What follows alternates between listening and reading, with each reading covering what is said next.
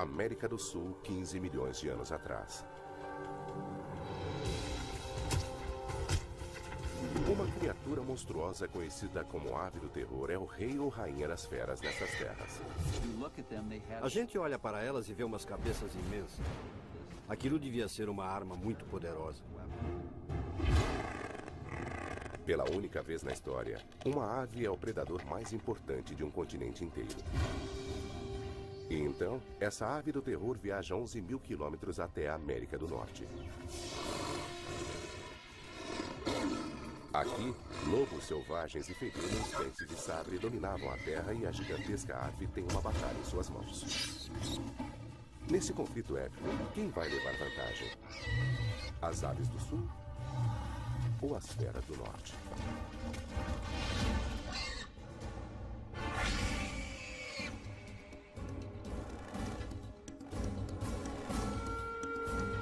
Predadores pré-históricos, aves do terror.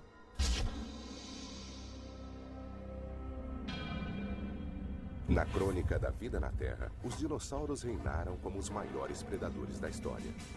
Eles dominaram o planeta durante 150 milhões de anos, mas tiveram um fim repentino 65 milhões de anos atrás.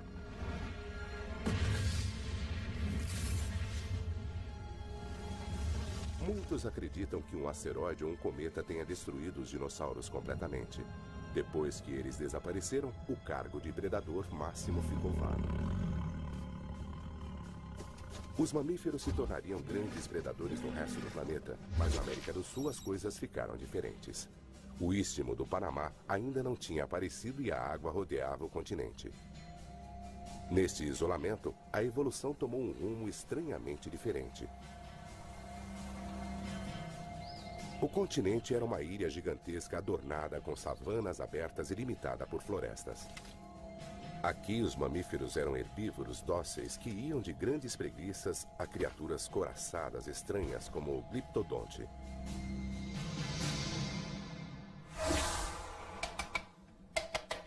Nesse cenário, o papel do predador máximo foi para uma família de aves monstruosas e extravagantes. Hoje nós as chamamos de aves do terror e estiveram no domínio durante 58 milhões de anos. Se olharmos para a cabeça, ela é enorme como em todas as aves do terror. Essa ave era capaz de atacar com tal força que, ao atingir a presa, ela possivelmente conseguia matá-la quase que instantaneamente. Como aves podem ter alcançado tamanho poder? Prova da verdadeira natureza dessas feras enigmáticas é encontrada primeiramente em depósitos de fósseis e mais tarde em laboratórios científicos. Mas a família da ave do terror permanece ainda um grande mistério.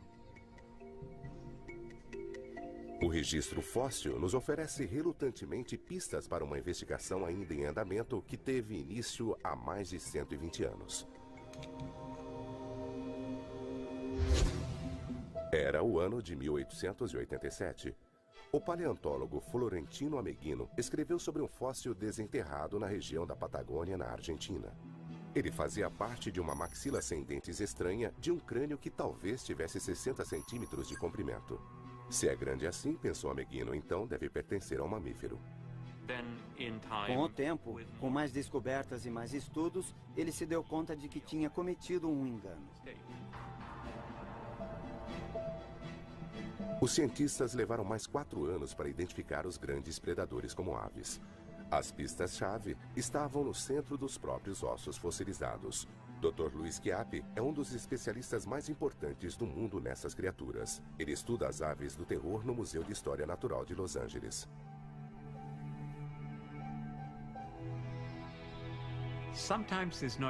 Às vezes não é fácil diferenciar um osso de ave de um que pode ser tanto de mamífero quanto de réptil. Mas uma coisa que em geral é bastante consistente é que os ossos das aves são ocos e têm paredes finas comparadas com as dos ossos dos mamíferos e répteis. Aqui na minha mão direita tem um osso de crocodilo e dá para ver a diferença. Com o tempo, uma quantidade grande de fósseis foi descoberta. Aves, sim, Mas de que tipo? Elas eram sem dúvida grandes e com certeza não voavam. E então, crânios com bicos afiados e curvados apareceram. Isso significa que aqueles monstros eram carnívoros. Quando eles finalmente encontraram um crânio completo de uma ave do terror, eles souberam que não era um mamífero sem dentes, mas que de fato era uma ave predatória, uma gigantesca ave predatória. Bicos curvados e garras afiadas são duas características que as aves do terror partilham com todos os raptores modernos. Mas aumentadas em uma ave de 2 metros e 180 quilos, o resultado é assustador. Nos 100 anos depois da primeira descoberta, cientistas recolheram fósseis suficientes para identificar 17 espécies diferentes de aves do terror. Elas variavam largamente em tamanho e viveram em diferentes épocas durante um período de cerca de 60 milhões de anos. Mas em 2005, o inesperado aconteceu. Surgiu na Argentina o que parecia ser uma ave do terror completamente nova. Um aluno do ensino médio, Guilherme Aguirre Zabala, estava procurando fósseis com um amigo quando eles se depararam com uma descoberta histórica. Guilherme, hoje estudante de paleontologia em Buenos Aires, interessava-se por fósseis desde que era menino.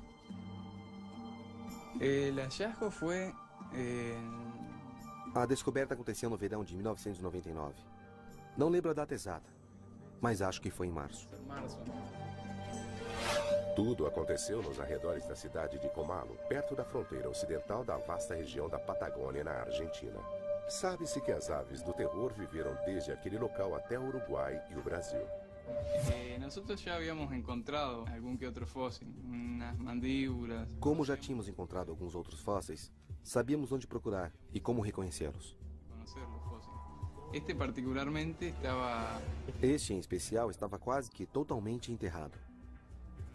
Quando nós encontramos os primeiros pedaços, entramos em contato com o Museu de Paleontologia de Bariloche, que foi onde aprendemos a escavar ao redor dos fósseis e a extraí-los. Onde aprendimos a extrair fósiles. Guilherme e seu amigo guardaram com cuidado sua descoberta e levaram-na até a cidade de Bariloche, a 65 quilômetros de distância. O achado deles foi doado ao pequeno Museu de Paleontologia, onde permaneceu quase que despercebido durante 5 anos. Quando Luiz Chiappe ficou sabendo da descoberta, liderou uma equipe internacional para determinar o lugar da nova espécie na família de aves do terror. Ele descobriu que era uma espécie completamente nova. Ver aquele crânio enorme que tinha entre 50 e 75 centímetros de comprimento quer dizer, um momento emocionante, não tenham dúvida. A equipe de Chiappe datou o crânio de 15 milhões de anos atrás e deu-lhe o nome de Quelenquen Guillermoi. Quelenquen, que significa espírito nativo patagoniano, e Guillermoi para Guilhermo.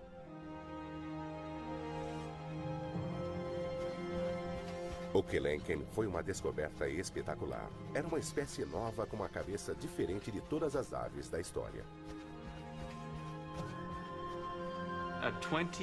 Com 71 centímetros de comprimento, basicamente maior do que o de um cavalo, o crânio do Quelenquen é o maior crânio de ave já encontrado. Chiappe comparou outros crânios de aves do terror com o do Quelenquen. Além disso, comparou o fóssil de uma perna e de um osso da pata também encontrados.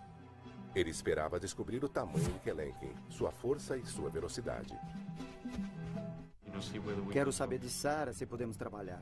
Ao examinar o crânio de uma ave do terror menor, Luiz Chiappe começa a ter uma ideia da aparência da nova espécie.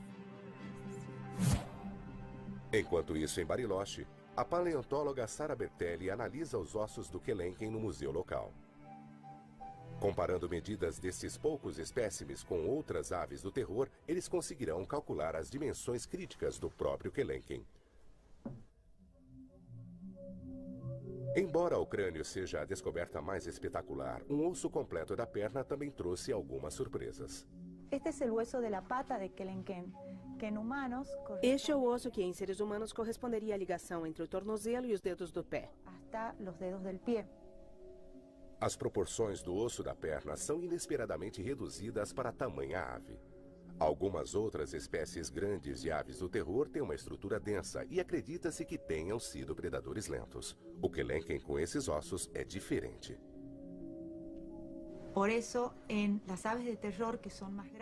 Nas aves do terror maiores e mais pesadas, este osso é curto e resistente. Mas em aves mais rápidas é comprido e delgado. É por isso que achamos que o Kelenken era um corredor rápido. O Kelenken faz parte da família mais rápida e mais alta de aves do terror. Ele pesa cerca de 180 quilos e tem 2 metros de altura. Ele se põe em pé sobre pernas delgadas, mas musculosas, atingindo uma velocidade alta em suas corridas. Do bico até a cauda são 3 metros de comprimento, mas quando vemos de frente, ele parece surpreendentemente estreito com 45 centímetros de largura. Porém, Bertelli descobre que o tamanho avantajado desta ave assume uma posição secundária em relação à força enorme de sua mordida.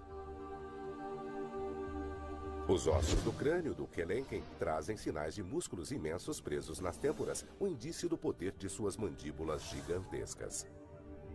Esses músculos controlam a força da mordida na maioria dos animais e representam uma das coisas que até os seres humanos têm em comum com as aves do terror. Se colocarmos a mão aqui e abrirmos a mandíbula, podemos sentir a contração dos músculos temporais. As marcas deixadas por esses músculos ocupam uma parte grande do topo do crânio. Isso nos dá uma ideia enorme da força da mordida que essa ave tinha. Tremenda força que tinha esta ave al morder. Um outro grupo de marcas revela os poderosos músculos do pescoço. Com tamanha força, a ave do terror era apavorante, pois atacava feroz e violentamente tanto com seu bico assustador quanto com suas garras parecidas com unhas. A ave do terror usava sua cabeça como uma picareta e enfiava a ponta do bico na presa, conseguindo arrancar pedaços de carne, atravessando até alguns ossos. A cabeça de uma ave do terror era uma máquina mortífera, uma arma que a levou às alturas do poder, tornando-a a predadora suprema e sem concorrentes na América do Sul.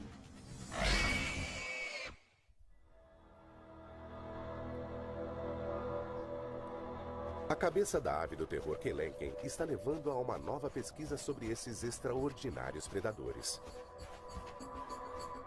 Os fósseis de crânios da família das aves do terror são provas de seu uso como armas para ataques rápidos e eficientes.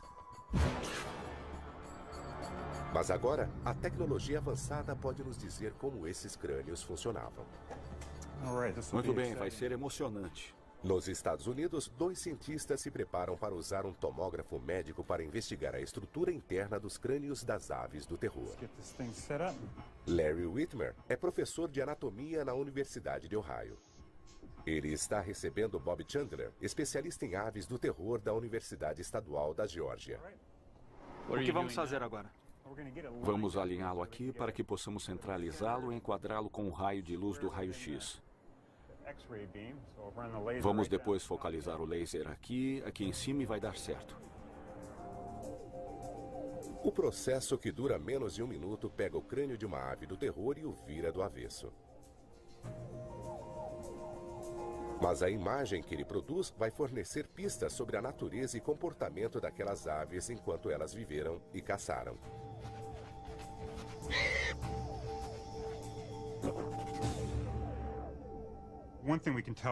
Uma coisa que podemos dizer só olhando para o crânio é que ele é um crânio relativamente muito forte. Podemos ver que esta coluna na frente da órbita do olho é realmente alta e forte. Vemos que esta barra ao longo da linha da face, bem aqui nesta região, também é relativamente alta e espessa, sugerindo que o crânio foi formado para aplicar e suportar esforços relativamente grandes. Esse é um fato que um pacífico herbívoro ou Malodotterium deve ter aprendido por experiência própria quando enfrentou a ave do terror Kelenken.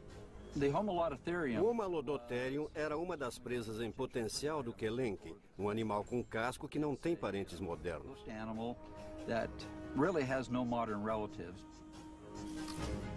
Andando devagar, o Malodotterium com 275 quilos era 50% mais pesado que o Kelenken. A caça dele exigia uma estratégia específica. Uma das possíveis estratégias do Kelenken seria a de atingir a base do crânio do animal e tentar paralisá-lo.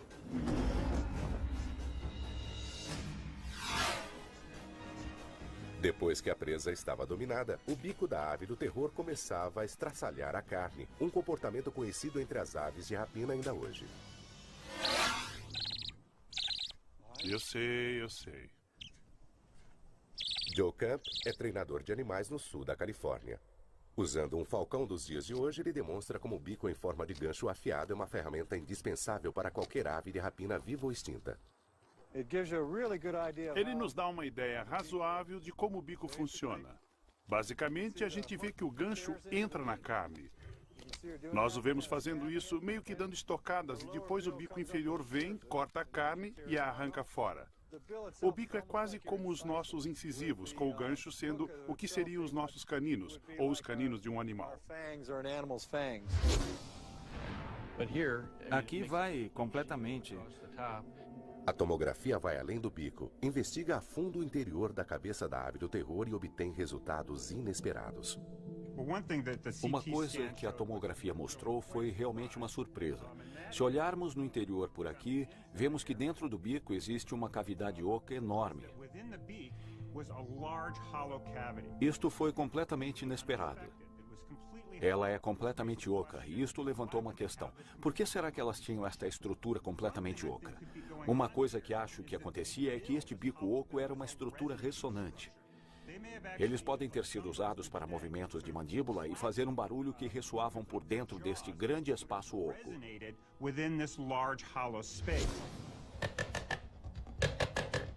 O ruído da ave do terror pode ter sido um som familiar nas savanas pré-históricas. Mas qual era a sua finalidade? Um chamado para o acasalamento? Um sinal de alarme? A tomografia não consegue responder essas questões, mas consegue nos mostrar como as aves do terror conseguiam ouvir bem esses sons. Vamos dar um zoom aqui no ouvido e ver se conseguimos ver o que há aqui dentro.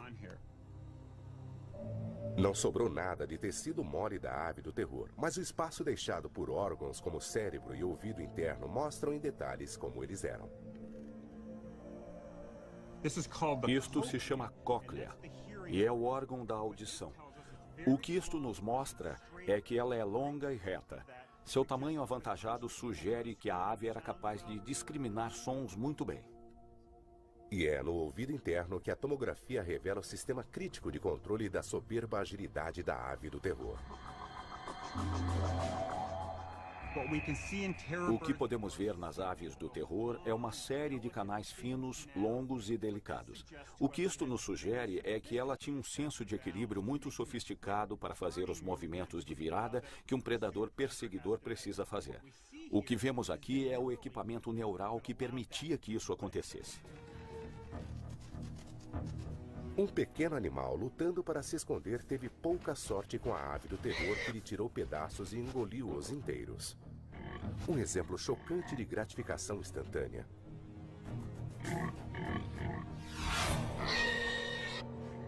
Se isto fazia parte do comportamento das aves do terror, elas talvez também cuspissem fora bolotas de pelos e ossos indigestos como fazem hoje as aves predadoras. Se as imagens geradas por computador de seus canais do ouvido podem nos dizer que as aves do terror eram caçadores tão competentes, o que podemos aprender com as mesmas imagens de seu cérebro? Além de ser maior que os outros animais, o cérebro era todo estruturado para a visão. Lóbulos ópticos grandes, além de centros cerebrais poderosos e expandidos, funcionam junto para receber e processar o que a ave do terror vê. Tudo essencial para localizar e atacar a presa.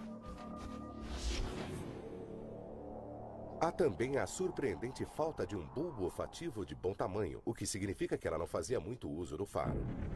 Isso sugere fortemente que ela era uma predadora altamente ativa ao invés de carniceira. Alguns carnívoros grandes, como os ursos, por exemplo, também são carniceiros e contam com seu sentido do olfato para encontrar vítimas mortas. A tomografia nos diz que as aves do terror não faziam parte desse clube. Este animal claramente não fazia uso do sentido do olfato. O que vemos aqui é o cérebro de um predador. O que será que passava por este cérebro quando a ave do terror encontrava uma presa como um gliptodonte? O gliptodonte é um dos mamíferos mais característicos da América do Sul. Tinha esta armadura corporal óssea sólida.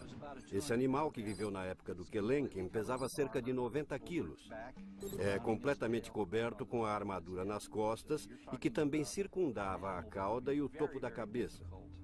Estamos falando de um animal que seria muito difícil de ser morto, simplesmente por causa daquela armadura óssea que talvez tivesse 2,5 cm de espessura. É aqui que entra em ação a capacidade cerebral da ave do terror. Agora, apesar de termos aquela piada que diz que o cérebro das aves é pequeno, este cérebro é, na verdade, relativamente grande, e estes centros mais altos aqui são os córtex cerebrais. O que podemos ver nesta ave do terror é que os cérebros são expandidos. Isso significa que esses animais, na verdade, tinham capacidade de lidar com coisas diferentes e com problemas em seu meio ambiente. Este era um animal que conseguia resolver problemas. E o gliptodonte provido de uma armadura sólida era definitivamente um problema. Eu vejo o Kelenken meio que rodeando este gliptodonte e tentando descobrir como pegá-lo. Vai analisando, checando e estudando.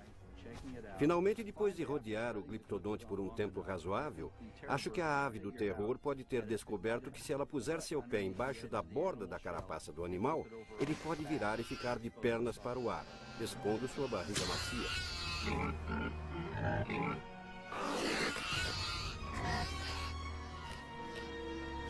A América do Sul era uma cornucópia de presas para o Kelenken e seus parentes.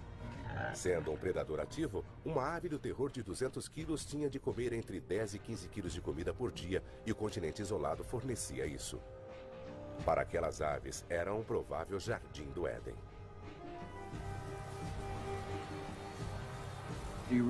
Estamos falando de um verdadeiro buffet de presas em potencial, de onde as aves do terror pudessem se servir com pouca concorrência. Algumas delas chegaram a atingir tamanhos bem grandes.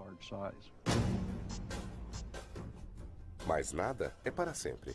O nosso planeta está constantemente em mudança, e para as aves do terror, o paraíso do isolamento começaria a desmoronar com os rugidos de um vulcão.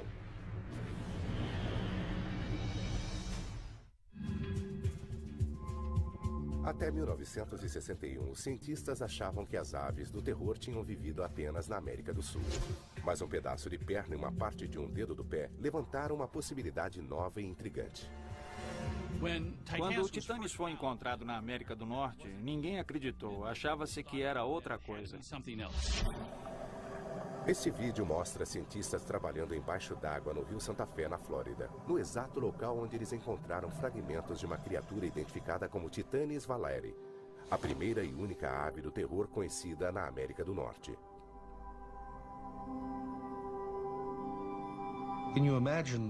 Dá para imaginar a emoção que sentimos quando achamos este primeiro espécimen, uma espécie desconhecida que esteve aqui na Flórida? Esta criatura, de um continente isolado do mundo pela água, acabou a cerca de 11 mil quilômetros de sua origem.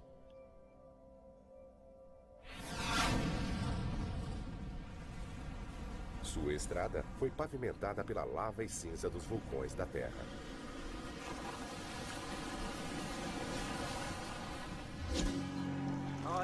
Esta é uma cinza vulcânica enorme. Um pedaço de cinza interessante. Na região central do Oregon, o geólogo Greg Retalak mostra ao paleontólogo George Duckler como os vulcões podem mudar rapidamente a paisagem. É um tipo de rocha vulcânica eruptiva bastante diferente. Retalak diz que o depósito no Oregon foi criado por uma erupção antiga no Círculo de Fogo do Pacífico, uma série de mais de 400 vulcões que circundam o Oceano Pacífico desde a Nova Zelândia até o Chile. Parte dessa série está no Panamá, onde as Américas do Norte e do Sul antigamente ficavam separadas por uma porção de água. Os dois continentes foram unidos por uma atividade vulcânica no istmo da América Central no final do Mioceno, quando a ave do terror estava viajando. A ligação foi formada amplamente pelos vulcões que produziram lava que surgiram do mar além da elevação das placas tectônicas. Mas tem mais coisas nessa história. As selvas nativas da Terra Nova, na América Central, não eram o tipo de meio ambiente por onde as aves do terror teriam migrado. É aí que entram os depósitos de cinza vulcânica como aqueles do noroeste do Pacífico.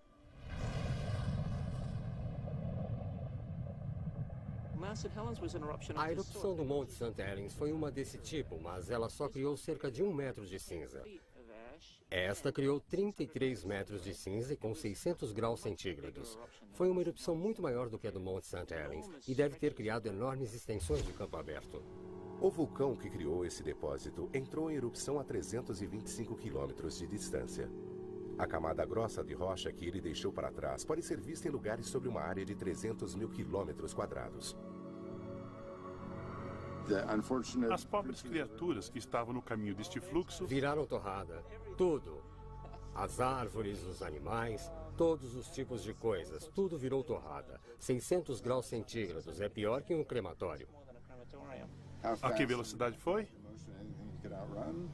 Eles não conseguiram fugir disso. É a morte sobre rodas. Entre 13 e 5 milhões de anos atrás, erupções parecidas com a do Panamá resultaram no que Retalhak chama de recapeamento instantâneo da Terra, que destruiu selvas e abriu rapidamente os caminhos para que as aves do terror chegassem ao norte. Durante o curto período de tempo em que as plantas vieram e recolonizaram esta paisagem devastada, existiu muito cerrado para criaturas dos cerrados, como as aves do terror, por exemplo. Essas aves encontraram erupções deste tipo e sobreviveram. Ela pode ter migrado através dessa nova terra por 300 ou 500 quilômetros. Os ossos de titanes na Flórida são uma forte mostra de que as aves do terror usaram o istmo do Panamá para migrar para a América do Norte.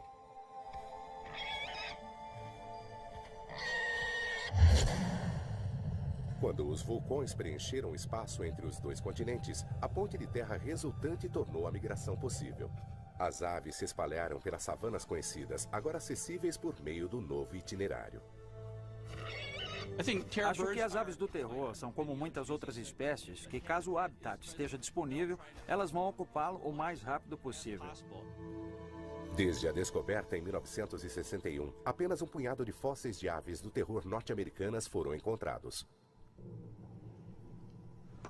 Atualmente existem 42 espécimens de titanes na América do Norte. 41 desses espécimens residem aqui no Museu de História Natural da Flórida.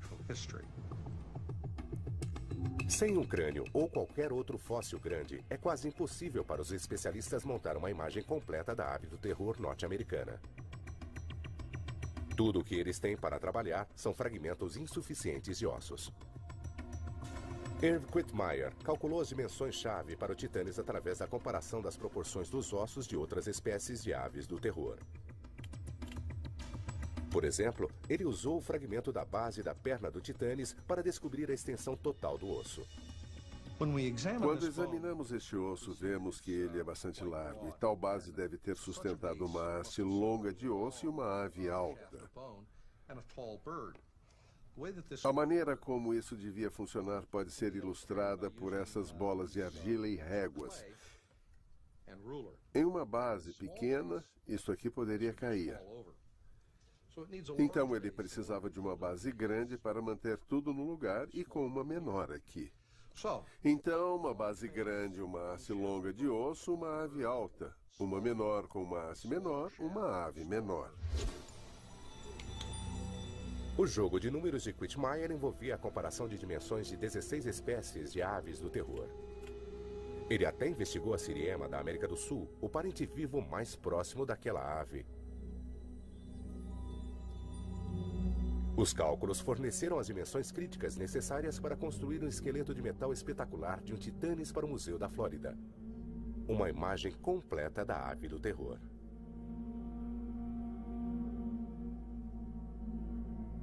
Os cientistas concluíram que o titanes era surpreendentemente parecido com o Kelenken, a espécie de ave do terror mais alta. Mas o titanes era cerca de 20% mais baixo. O tamanho reduzido pode tê-lo tornado mais rápido e mais ágil. As aves do terror que vieram para o norte fizeram parte do grande intercâmbio americano, uma imensa troca de espécies entre as Américas do Norte e do Sul através do Panamá. A ave do terror precisava de sua velocidade para a nova presa que ele encontraria. Caçar um cavalo veloz deve ter sido um desafio para o Titanes. As aves corredoras mais rápidas atualmente são os avestruzes. Parecidas em forma e tamanho, os avestruzes nos oferecem uma maneira de descobrir como as aves do terror corriam. Algumas aves do terror se parecem muito em termos de proporção dos membros com um avestruz. Por isso não erraríamos se reconstituíssemos a locomoção de uma, tendo como parâmetro a de um avestruz. Já que avestruzes conseguem correr a 50, 60 km com facilidade, não são fáceis de serem capturados para uma demonstração de sua técnica. Então, o biólogo Kevin Middleton convidou o ginasta Henry Holloway para ir ao campus da Universidade da Califórnia, em São Bernardino, para explicar como as criaturas como os avestruzes ou aves do terror conseguem correr tão depressa. Holloway vai mostrar como pernas humanas conseguem funcionar como pernas de avestruz com a ajuda de um equipamento especial. São pernas de pau. Esta é uma estrutura de alumínio, com uma mola de folha de fibra de carbono que vai devolver a força que você aplicar. As pernas vão permitir que Henry corra como um avestruz imitando os tendões longos e flexíveis nas pernas das aves. Mas a anatomia dos ossos também faz parte da equação. Este é o osso da coxa, o joelho, a tíbia e o pé. Em uma ave, o pé seria muito mais comprido. Uma ave corre apoiada nos dedos da pata. Uma pata mais comprida é importante porque dá efeito alavanca maior para os músculos e permite passadas mais largas. Os joelhos visivelmente invertidos em uma ave que corre depressa são, na verdade, os tornozelos do animal. É uma ilustração dramática do comprimento dos ossos dos pés e quanta potência eles fornecem. Vamos lá. Para Henry Holloway, as pernas mecânicas altamente tecnológicas essencialmente alongam seus pés humanos curtos, dando-lhe a capacidade de correr como uma ave do terror. Vai!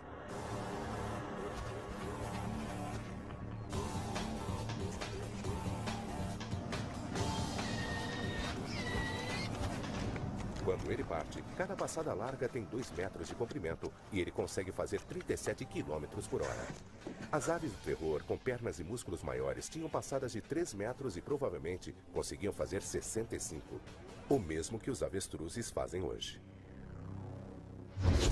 Durante uma caçada em alta velocidade, o Titanes tinha de correr ao lado de cavalos primitivos para evitar coices das pernas traseiras deles. A ave do terror atacava com eficiência desta posição de deslocamento. Um golpe forte do bico em forma de picareta na parte traseira do pescoço provocava um ferimento grave, que fazia com que o animal sangrasse até a sua liquidação final.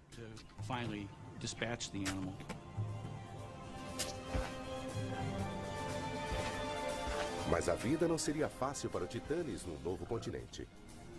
Ele estava prestes a fazer o primeiro contato com os predadores do norte. Eles eram concorrentes novos e destemidos, mas nunca haviam enfrentado o poder de uma ave do terror.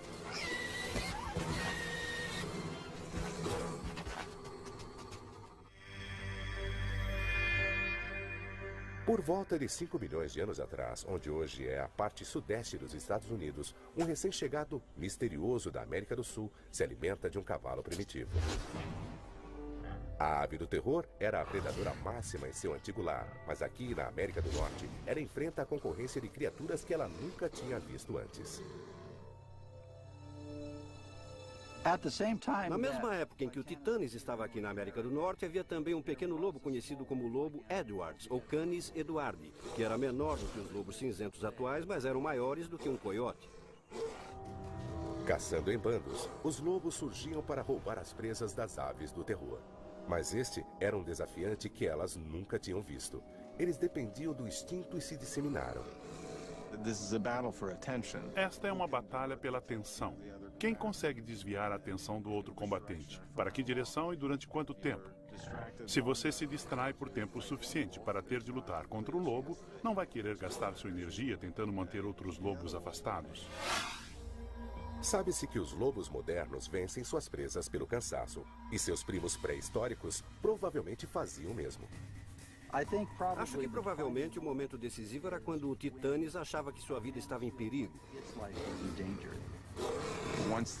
Quando a ave do terror percebe que está em menor número em nível estratégico, ela provavelmente não vai consumir energia naquela carcaça. Provavelmente vai desviar a sua energia para outra coisa.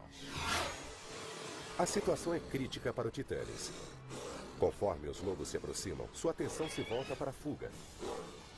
Nenhum dos lados consegue aguentar o embate, e uma troca rápida será decisiva.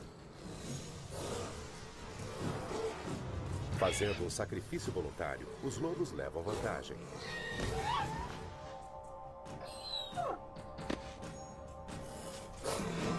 Depois de aprender a lição, a ave do terror se retira, e sua inteligência nativa vai fazer com que mude sua estratégia de caça. Eu consigo imaginar uma ave do terror depois de seu primeiro encontro com um bando de lobos, possivelmente pensando que não vale a pena lutar e que vai perder a longo prazo. Acaba então dando início a um comportamento de fuga, pois que se ela mata alguma coisa, os lobos vão aparecer, e ela provavelmente terá de abrir mão da caça para não arriscar a se tornar uma refeição dos lobos também. Os predadores também eram um perigo para os ovos das aves do terror. Os cientistas acreditam que eles eram parecidos com ovos de avestruz que são comidos por predadores modernos. No mundo atual, predadores são capazes de espantar os avestruzes para longe de seus ovos. Predadores pré-históricos, entretanto, talvez tivessem de esperar até que o ninho da ave do terror ficasse desprotegido. Se os ovos dessas aves eram iguais aos dos avestruzes, qual seria a sua resistência? Para testar essa hipótese, colocamos uma tábua de madeira sobre um ovo de avestruz e acrescentamos pesos de ferro com 10 quilos cada sobre ela. A tábua concentra todo o peso em um ponto da casca, mas mesmo com essa tensão, o ovo suportou 80 quilos antes de finalmente quebrar-se. Porém, a resistência é ilusória, uma vez que um ovo se quebra facilmente se cair de uma altura de 60 centímetros. Um ovo batendo contra o outro também se quebra.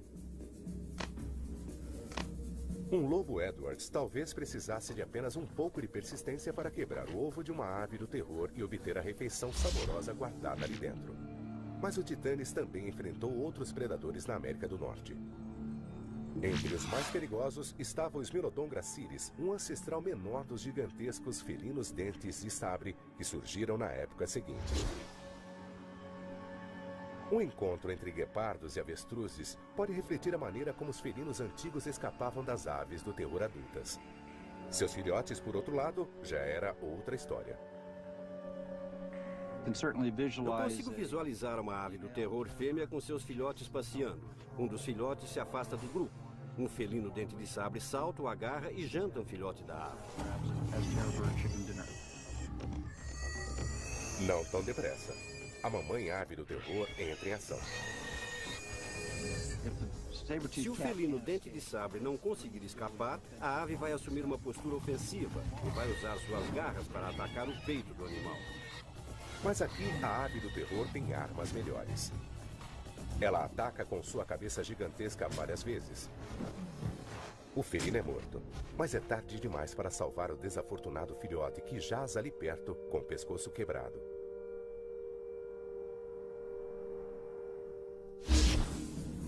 A vida na América do Norte deve ter sido muito mais difícil para as aves do terror do que era no Sul. Aqui elas enfrentaram predadores como felinos e lobos destinados a evoluírem e se tornarem as megaferas no futuro. Estes novos concorrentes ameaçaram a existência das aves do terror.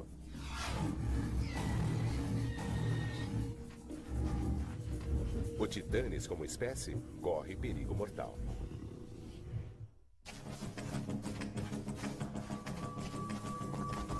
O reinado das aves do terror durou quase 60 milhões de anos. Elas foram predadoras supremas na América do Sul e imigrantes aventureiras no Norte. Sua extinção é um enigma complexo que os cientistas ainda estão tentando desvendar.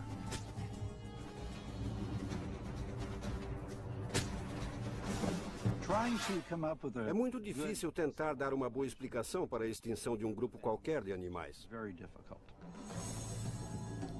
Um fator pode ser o grande intercâmbio americano.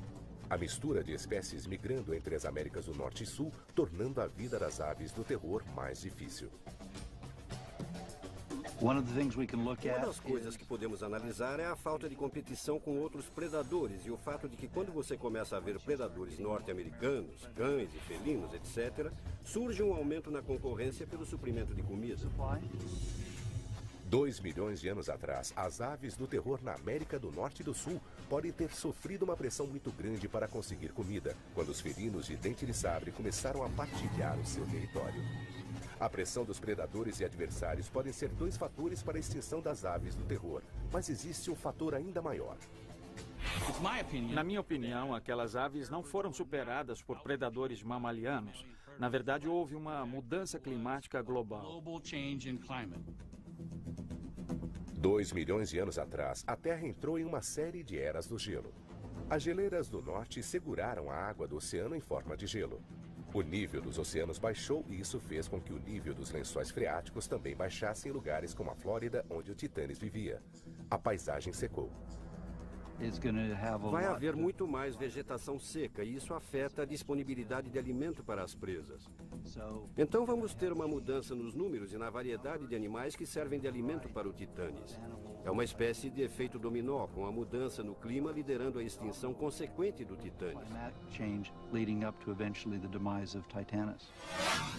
Na América do Sul, os Andes continuaram a se expandir para cima como vinham fazendo há milhões de anos, bloqueando o índice pluviométrico.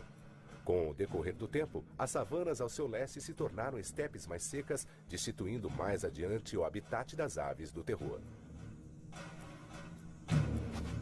Meio ambiente, predação, competição.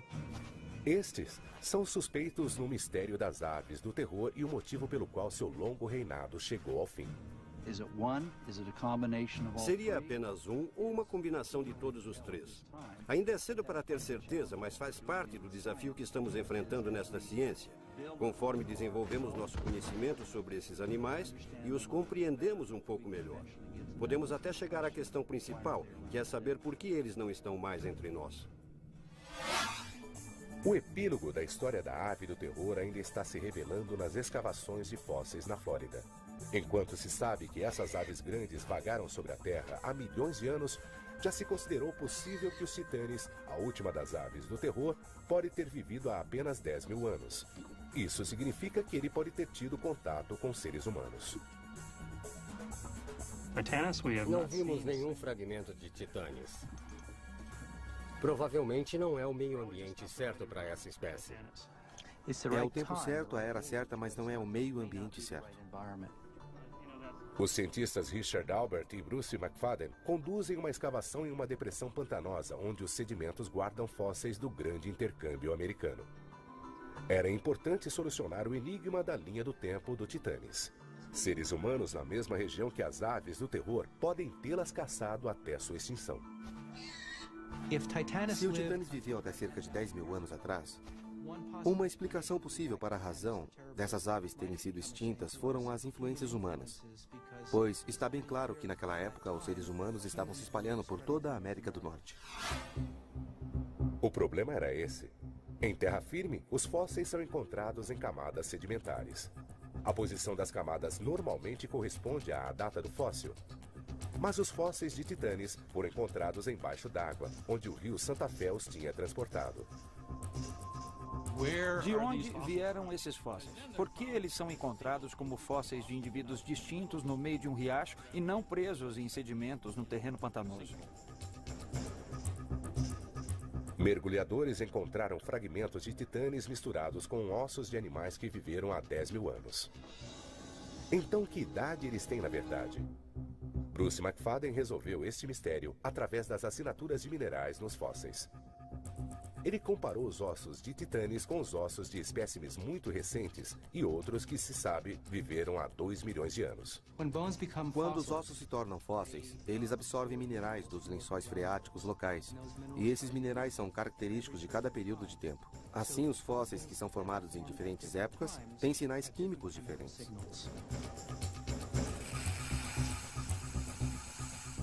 McFadden reuniu pequenas quantidades de pedaços de ossos fossilizados de titanes e as preparou para serem analisadas em um espectrômetro de massa. O resultado lhe deu um perfil claro dos elementos químicos nos ossos das aves do terror, uma prova conclusiva de que elas viveram muito antes do homem antigo ter chegado à América do Norte.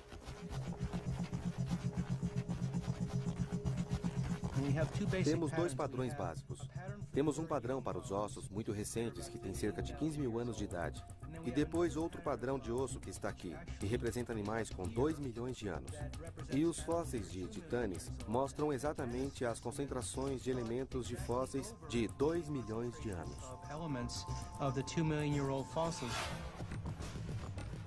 Mas, incrivelmente, a história não terminou ali. A ave do terror tinha mais a nos contar sobre sua sobrevivência no norte. McFadden também descobriu que um fóssil de titanes do Texas não tinha 2 milhões, mas 5 milhões de anos. Isso significa que a ave do terror permaneceu pelo menos 3 milhões de anos na América do Norte, uma permanência duradoura para qualquer espécie.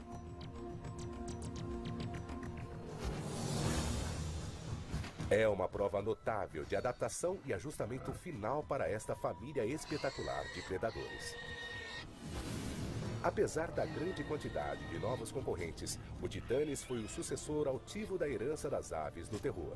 Em seu último lar na América do Norte, ele não apenas sobreviveu, também prosperou.